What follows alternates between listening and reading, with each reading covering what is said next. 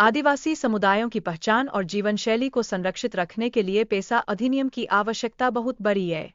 यह कानून उन समुदायों को बाहरी दखल और औद्योगिकरण से सुरक्षा प्रदान करता है, जो अपने तरीके से जीवन जीते हैं।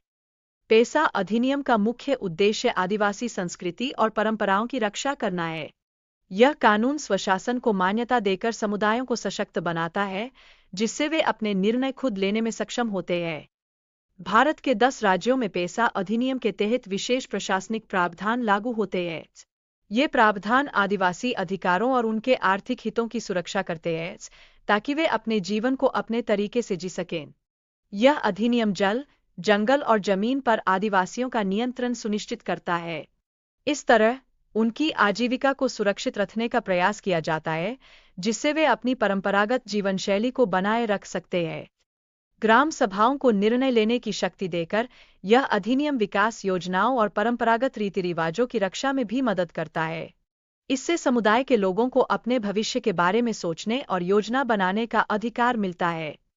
पेसा अधिनियम शोषण और जबरन भूमि अधिग्रहण को रोकता है, जिससे आदिवासी क्षेत्रों में बाहरी हस्तक्षेप कम होता है। यह कानून उन लोगों की आवाज बनता है, जो हमेशा से अपने अधिकारों के लिए संघर्ष कर रहे हैं। यह अधिनियम ग्राम सभा की सहमति को अनिवार्य बनाकर स्थानीय विकास योजनाओं को पारदर्शी बनाता है। इस प्रक्रिया से आदिवासी समुदायों का आर्थिक लाभ सुनिश्चित होता है और वे अपने संसाधनों का बेहतर उपयोग कर पाते हैं। पेसा अधिनियम के तहत आदिवासी समुदायों को पारंपरिक शासन व्यवस्थाओं की कानूनी मान्यता प्राप्त होती है। यह न केवल उनकी सांस्कृतिक विरासत को सुरक्षित रखने में मदद करता है, बल्कि उनके जीवन के लिए भी एक मजबूत आधार तैयार करता है।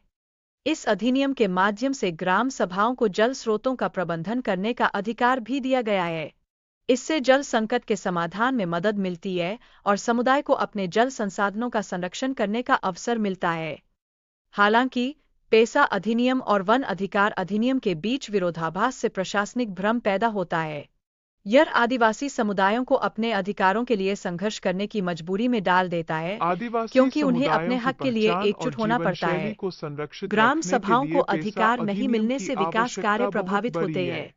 इसके अलावा स्थानीय प्रशासन अक्सर इन शक्तियों को सीमित करने का प्रयास करता है, जिससे आदिवासी समुदायों को अपनी आवाज उठाने में कठिनाई होती है। बड़े औद्योगिक प्रोजेक्टों में ग्राम सभाओं की सहमति को नजरअंदाज किया जाता है और समुदाय को अपने जल स्थानीय समुदायों का विस्थापन का अवसर मिलता है और उनका पारंपरिक जीवन प्रभावित होता है। पेसा अधिनियम और वन अधिकार में अनेक परिवर्तन आ जाते हैं से प्रशासनिक कई राज्यों में पेसा अधिनियम को आदिवासी समुदायों को अपने अधिकारों के लिए आदिवासी समुदायों के अधिकारों की उपेक्षा हो रही है, क्योंकि उन्हें अपने हक के लिए एकजुट होना पड़ता है। चिंता का विषय बनी हुई है ग्राम सभाओं को, क्योंकि उन्हें अपने हक की रक्षा के लिए संघर्ष करना पड़ता है।